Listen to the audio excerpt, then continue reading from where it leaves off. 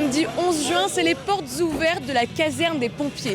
Une caserne construite en 1987 et qui regroupe à l'année 90 sapeurs-pompiers, une trentaine de sapeurs-pompiers professionnels et une soixantaine de sapeurs-pompiers volontaires. Comme vous pouvez le voir derrière moi et autour de moi, ils ont sorti le grand jeu après 3 ans d'absence à cause de la crise sanitaire. Des camions d'assistance aux véhicules, des camions incendie, des camions tout-terrain et bien sûr, celle qui fait rêver tous les enfants, la grande échelle. Mais tout de suite, place aux démonstrations avec des manœuvres de secours routier et des manœuvres incendie. Donc veste de feu, protection maximale, de façon à intervenir de façon efficiente. Donc là on a un équipage du fourgon Prompton qui va intervenir sur un feu de voiture. Une équipe qu'on nomme chez nous une équipe d'attaque, le BAL. Donc le BAT et le BAL sont vraiment les équipes qui sont dédiées à l'attaque d'un incendie.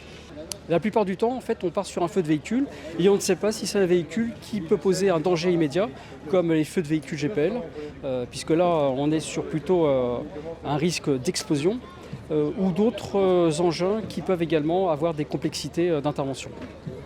Alors là, on monte sur la grande échelle pour aller voir la démonstration, la manœuvre incendie.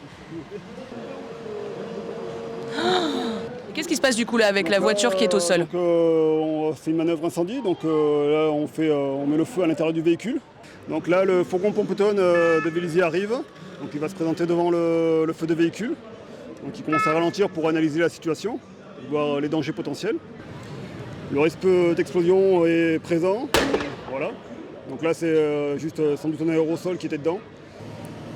Donc avec 300 litres, généralement sur un feu comme ça, on arrive à éteindre largement le feu. Donc vous voyez que là, tout de suite, la fumée se disperse. C'est pour ça qu'on porte l'aérie. Donc la lance, elle fait 600 litres minute. Donc on envoie beaucoup d'eau tout de suite. Ça permet de vraiment de coucher, comme on dit, le feu. Donc là, l'eau a suffi à éteindre le feu, pas besoin de mettre de la mousse? Non, pas besoin, a priori. Donc là, on vient de voir une démonstration d'intervention sur un véhicule incendié. Et là, je me trouve sur la grande échelle. Donc c'est une grande échelle qui fait rêver tous les enfants. Une échelle qui peut se déployer jusqu'à une hauteur de 30 à 32 mètres. Il existe également des bras articulés qui, eux, peuvent aller jusqu'à 46 mètres de haut. Mais ce n'est pas pour la même utilisation. Cette grande échelle, elle sert pour sauver des personnes lors des incendies ou des petits chats qui seraient très hauts et qu'on n'arriverait pas à attraper. Elle sert également à diffuser de l'eau lors d'incendie quand on veut diffuser de l'eau par le haut. Et je dois dire que c'est très impressionnant, on est monté assez haut pour observer cet incendie et c'est quand même la classe de pouvoir se dire qu'on est sur la grande échelle avec un beau casque de pompier. Vous avez déjà vu un gros camion comme ça? Jamais? À votre avis, vous savez à quoi il sert? Ouais, on est les pompiers de l'air, on va éteindre les feux des aéronefs, donc des avions, des hélicoptères. Tout en haut, hein? D'accord. Tu vas aller tout en haut? Playmobil, des écussons, des porte-clés, des stylos. Donc là on a l'avant du véhicule avec la console de bord pour les gyrophares. Alors on est équipé de feux bleus et de sirènes 2 tons et américaines. Et pour les transports d'organes et les humains, on est souvent escortés par les forces de l'ordre qui nous permettent d'ouvrir la route et gagner un temps précieux. À l'hôpital Marine-Lalonde, on est spécialisé pour les transports de cœur et de poumons, donc qui ont un temps de conservation assez léger. Donc les glacières pour les greffes d'organes et les machines d'ECMO, donc des grosses machines de circulation extracorporelle qui sont extrêmement imposantes, c'est pour ça qu'on a ce type de véhicule. Nous sommes contents, il fait beau, la population vélizyenne est ici, on leur fait découvrir une autre phase des sapeurs-pompiers puisque habituellement ils nous voient passer en gyro de thon dans la rue et là ils peuvent vraiment nous approcher. La victime piégée est simplement coincée par les éléments du moteur ou de l'habitacle. Ils sont au nombre de 3 personnels, un conducteur, un équipier et un chef d'agrès. Le deuxième véhicule, un véhicule de sécurisation urbaine, la première équipe vient au contact de la victime.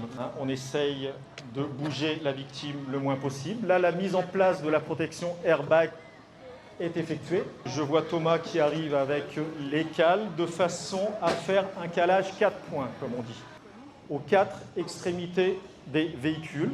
Il y a ce qu'on appelle une gestion du verre sur carreau conducteur. Donc c'est tout simplement un adhésif qu'on y colle et ça permet aux secouristes en fait de découper le tour du pare-brise sans qu'il se fissure et qu'il aille sur la victime. Pour résumer un petit peu la situation, 75% des interventions sont du secours à personne, les personnes malades, 10% les incendies et 15% à peu près du secours à personne sur route ouverte à la circulation, donc des accidents. Cela va nous faciliter à sortir la victime qui a, comme je le disais tout à l'heure, une suspicion du rachis. Donc une suspicion du rachis nous interdit de la faire marcher. Il faut la laisser allonger.